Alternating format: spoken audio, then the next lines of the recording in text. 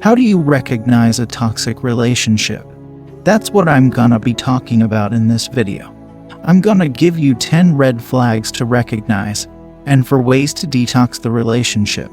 This information is not just for your relationship with your partner. It could be anyone with whom you're close and who takes up space in your life. A boyfriend, sister, mother, and so on. Since we all have faults, how can you tell when you need to accept someone's flaws or when you're overlooking a serious issue? People do change after all as they mature. So it's not completely unreasonable to think that someone can change their behavior. But there are some behaviors and attitudes that just don't change much with time, at least not without professional help. This is because they're a part of the person's personality. So here are a list of some behaviors that I think you should not overlook or ignore and just think that they'll go away with time. And also, these are not transient behaviors that only pop up when someone's going through a bad patch. These are behaviors or attitudes that persist over time regardless of the circumstances. So, number 1, chronic anger. The anger can take the form of blow-ups, irritability, moodiness. And this is not just due to depression or anxiety. In this case, the person uses anger to control. So you find yourself tiptoeing around their anger, and you measure what you do because you don't want to make them angry. Number 2, chronic sarcasm. This is really just a disguised form of anger. Number 3, disparaging humor. This is similar to sarcasm. Sarcasm is wit with bitterness behind it. And here, the person is always putting something or someone down, but in a joking way. Number 4, having a punitive mindset. Feeling as though people deserve the bad things that happen to them, or idiots deserve to lose. Here's another example. Suppose I blow up at you and call you a this or that, and then you get upset, and then I say, well, sorry, I hurt your feelings, but you push my buttons.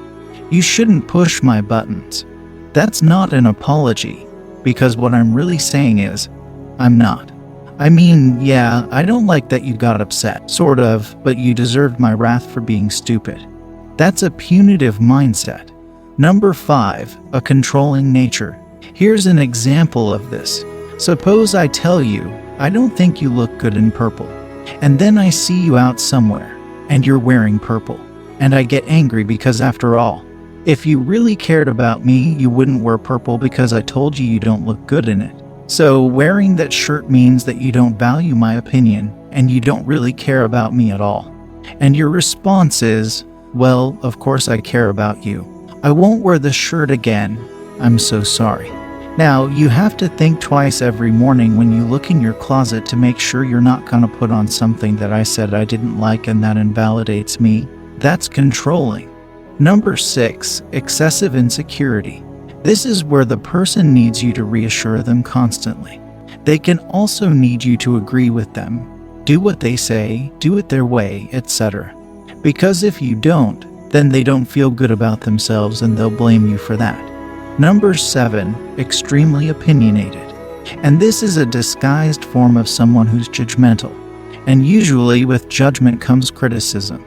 Number 8, the manipulator. How do they do this? They may use guilt to make you do things by using a lot of if-then statements.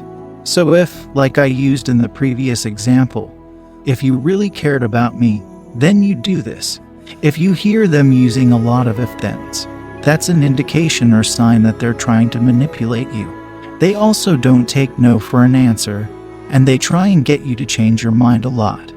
A subtle way they can try and get you to change your mind is by making the same request of you over and over and asking why.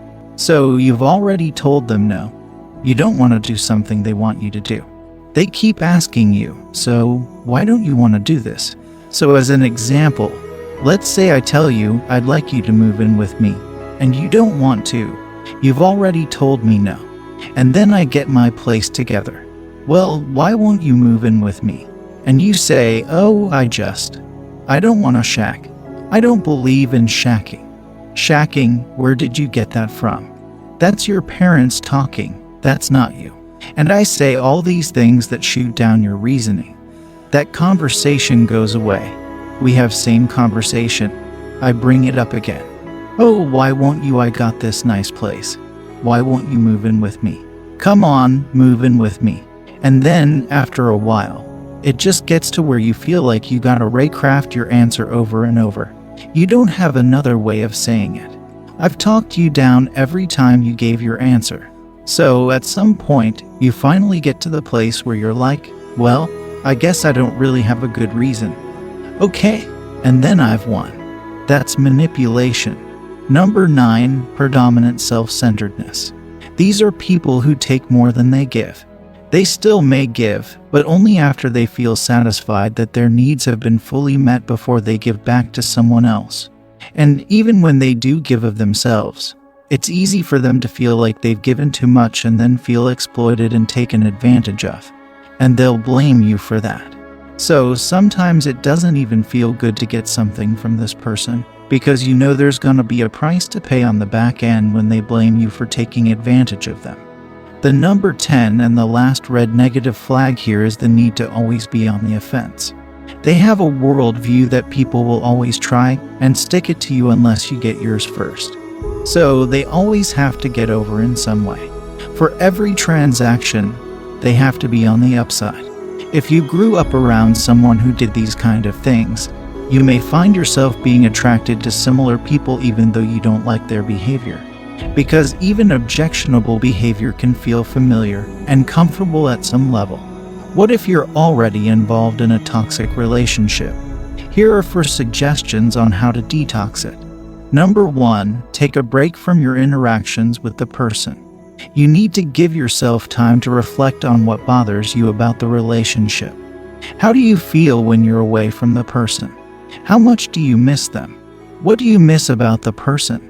Here you're getting some clarity on the negatives and the positives of the relationship.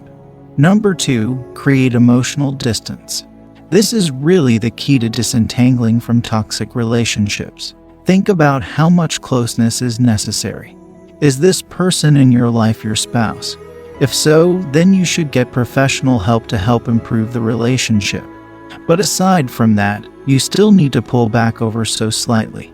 This isn't to say that you should be cold to your spouse. But suppose your wife is cynical and critical and this has beaten you down over the years. To protect your self-esteem, you're gonna need to give her opinion less weight so that you don't internalize her every negative opinion of you. And even in the closest relationships, you still have to maintain your own thoughts and ideas and independence from your spouse. Now, you may say, I don't want to keep secrets from my husband. This isn't about keeping secrets. Even though you're married, you still have separate minds and it's okay to have some thoughts that are your own and no one else's. Your thoughts don't have to merge into one big thought bank, and then both of you just dip out of the bank to know what's going on. But what if the person with whom you have this toxic relationship is your parent? Then you have to come to grips and accept that you're just not gonna have an intimate relationship with your parent. And this is a hard pill to swallow. Everyone wants at some base level to have a close relationship with their parent. But people are people. People are flawed individuals. And sometimes it's just not possible to have that emotional intimacy. At least, at the level that you think you should, especially based on what we see in society of kind of the perfect relationships. Once you come to that realization, you pull back as far as you need to in order to maintain whatever relationship is logistically necessary. You interact at a minimal level so you don't let their opinions define you. Number 3 suggestion, look at your contribution. What are you doing to keep the drama going? Are you picking fights with your partner and provoking him to lose it? Are you treating your mom the same way she treats you just to get back at her? We usually stay in toxic relationships for a reason, even if it's a twisted reason.